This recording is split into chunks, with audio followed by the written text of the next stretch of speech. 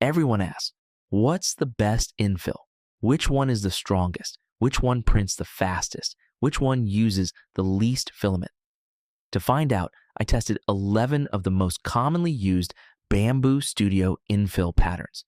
In this video, I'll share what I learned and help you choose the right infill for your next 3D print.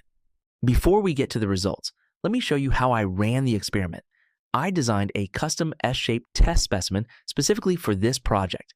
One end hooks onto a fixed support, while the other end holds the test weight. For the fixed side, I used the hook on my bike stand. It was strong enough that I knew the specimen, not the support, would be the weak point. For the weight, I made packets of water bottles. Each packet weighed 8 pounds, which let me increase the load in consistent 8-pound steps.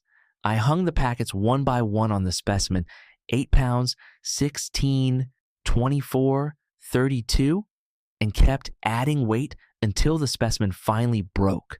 To keep the comparison fair, I printed the specimen with the same PLA filament, same infill percentage, same wall count, and other print settings. The only thing that changed was the infill pattern. I tested infill patterns including adaptive cubic, crosshatch, cubic, grid, gyroid, lightning, honeycomb, rectilinear, triangles, tri-hexagon, and 3D honeycomb. Before talking about strength, let's see which infill uses least filament. I measured how much filament each infill consumed using the same model and print settings. The results were interesting. Lightning used the least filament at just 6.47 grams. Adaptive cubic at 7.46 grams, and 3D honeycomb used 7.84 grams. At the other end of the scale, honeycomb used the most filament at 8.40 grams, almost 30% more than lightning. The next thing I looked at was print time. Again, lightning comes out on top. It was the fastest infill, finishing in just 16 minutes and 19 seconds. Next came adaptive cubic, followed closely by tri-hexagon. At the other end of the list was honeycomb, taking 21 minutes and 18 seconds to finish. So far, lightning is winning in both speed and filament efficiency. But speed and material savings don't always mean strength. Now let's see how these infill patterns performed in the tensile strength test. The experiment had some interesting results. Lightning failed first. It broke at just 40 pounds. That wasn't too surprising since lightning is designed to save filament rather than maximize strength. The next surprise was much bigger. 6 completely different infill patterns all failed at exactly 48 pounds. Those were grid, triangles, rectilinear, crosshatch, adaptive cubic, and tri-hexagon. I honestly expected at least some of these to separate themselves. Instead, they all ended up with the same result. During my first round of testing, 4 infill patterns stood out: honeycomb, gyroid, cubic, and 3D honeycomb. They all survived my highest 48-pound test, but failed before the next 8-pound increment.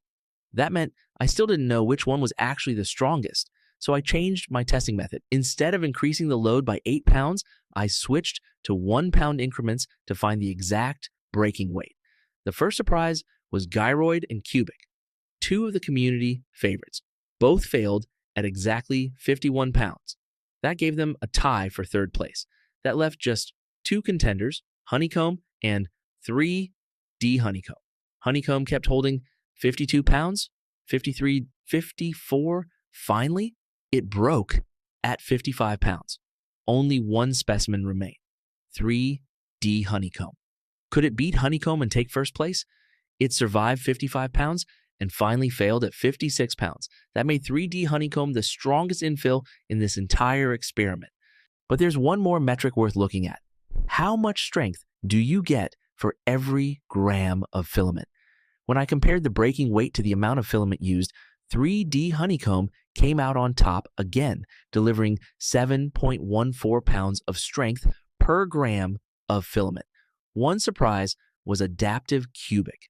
Even though it wasn't among the strongest infills, it used so little filament that it ranked near the top in strength efficiency. So what did we learn from all these tests? If your goal is maximum strength, 3D honeycomb is the clear winner as per the maximum strength metric, as well as based on best strength per gram metric. On the other hand, if you want to save the most filament and print the fastest, Lightning takes both of those categories. One final note. These results are based on the specific test specimen and print configuration. Different models, materials, print settings, and loading directions may produce different results, so use these findings as a guide, not a universal ranking.